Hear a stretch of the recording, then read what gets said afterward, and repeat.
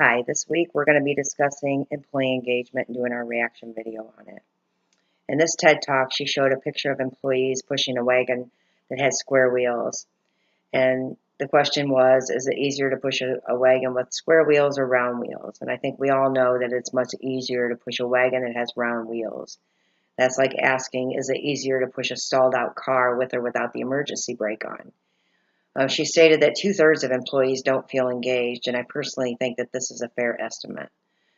I have found that in my career in supervision and healthcare over the last 5 years that Professor Gibby is hitting the nail on the head with topics such as bullying in the workforce and topics like this week's reaction video dealing with employee engagement, or as I like to think of it, employee disengagement. Two very important stressors in management positions are dealing with the backbiting like we discussed last week, and employees feeling that their employee doesn't care about them. Employees don't involve themselves in things like company picnics and things like that because they're not engaged. They may not speak highly of their employer. They're not focused on the missions and goals that the organization is trying to meet. And some of these employees are potentially my very, very best employees who could actually shine and could benefit the company or the organization with their ideas, but they're so disengaged and they feel unhappy. They feel like their voices aren't heard. They feel very underappreciated for all the work they do. And this is portrayed in the square wheel that she's talking about. The round wheel brings the employee focus back onto the teams and the goals. She said that we need to give regular feedback, not just constructive feedback, because that leads to the employee always asking, what did I do now? She talked about giving your staff reinforcement feedback where you reinforce a particular behavior that benefits the worker and the company. And I think I always try to do this. Just recently, for example, I had a coworker that has stepped up and came in on their day off because a team member had a family crisis. I thanked this person in front of the rest of the team, and I expressed my gratitude for coming in on such short notice to ensure that our team didn't struggle and to ensure that our patients would maintain a high standard of care. Other team members chimed in, and they thanked this person also. This is our goal as an organization, and this employee was recognized for stepping up. Others chimed in, hence reinforcing our goal and giving recognition to that employee in front of her peers, and hopefully, which will be somewhat contagious, so to speak.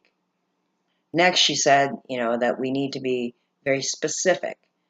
I achieved this by thanking my employee for picking up when we really needed her. She may continue to do this and reinforce that behavior. Not to mention, other team members may start doing the same thing since it's greatly appreciated and valued by their leader or their employer. I think that it's great that she said that we should ask the employee for feedback. One thing that you have to remember as a supervisor or in a management role is that those that you are leading actually do the work. Their input should be allowed to be heard. They may have valuable information that could help cut costs or be more efficient for the company and the team. As a supervisor, you need to take time and listen to their input and show respect for them and what they do. I truly believe that a good leader is one who takes the time to listen to their people and allow them to have a voice in the processes of the company. Next, she said, celebrate team successes like buying pizza for a meeting or for meeting a deadline or a goal.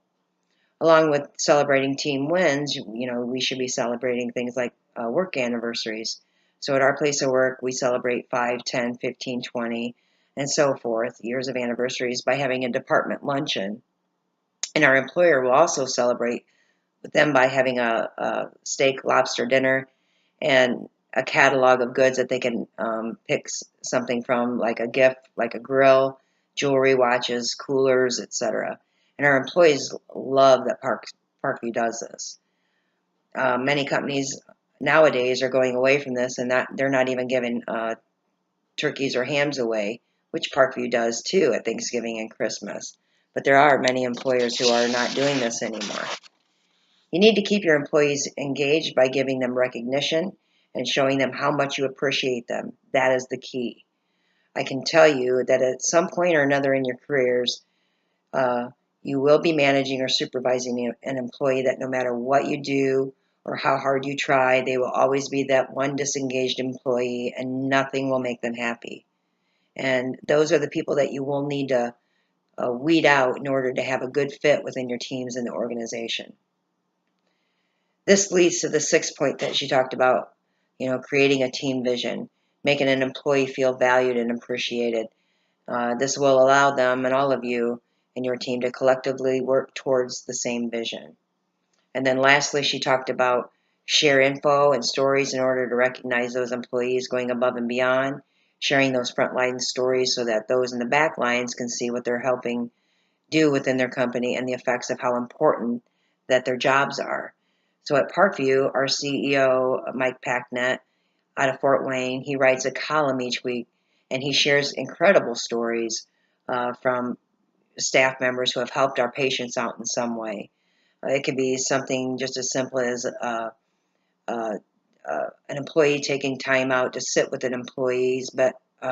or sit with a patient at their bedside and hold their hand until the family gets there. So many incredible stories that touch us all who are a part of this. This helps to keep your employees engaged in what they do. So if you're going to be a manager or leader in your future careers, you need to be sincere in giving recognitions and rewards, and you need to show sincerity. Tell them, how much it means to you. You really need to be sincere. And then you need to realize that rewards do not have to be expensive or monetary, so even a pat on the back can do the trick sometimes. You need to utilize the company's formal recognition and rewards programs. Like for instance, at our place of employment, an employee can recognize another employee if they see them doing something, going above and beyond, and that they can actually put it on our website, and it's called a recognition of excellence for everybody in the Parkview system to be able to see. You need to recognize the value of each employee and trust them and give them autonomy. Make them feel valued and important. That is very hard, especially when you're a new leader, because it's hard sometimes to let go of the reins and let them do what they're good at. And you need to lead by example to create a culture of recognition and rewards. Encourage your employees to do the employee recognition, and dedicate a time each day writing individualized notes and thank yous and appreciation to those that have made a difference. So at Parkview, one thing that we do is we have a leadership meeting once a month, and each of us leaders need to write up 2 thank you cards for any employee. It doesn't necessarily have to be an employee within your own department, something you've seen them do with a patient that maybe they went above and beyond. And then we take these thank yous to the leadership meeting, and every leader then signs that thank you card, and then we mail it to them. So I think that means an awful lot to them. You need to recognize the value of each employee and ask opinions and involve them in the decision making. And look for opportunities outside of the department or area to recognize team or individuals whenever possible.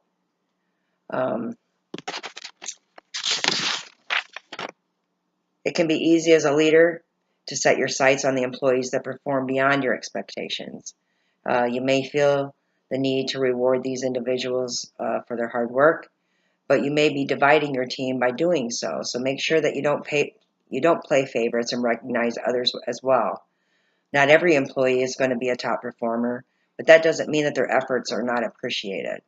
So you can't forget about the staff that contributes in a more silent way. You need to remember that they are just as valuable to the company as your high achievers. And keep in mind that you will have your bosses pushing down on you to reach your monthly goals, reaching your budgets and targets, etc. So your team is an integral part in all of that. So therefore, you need to allow them to have a voice to be heard. And you need to applaud their achievements, their ideas, and their hard work. Employee engagement is an ongoing process that all of us leaders need to continue to do daily. And it's continuous. It's never going away.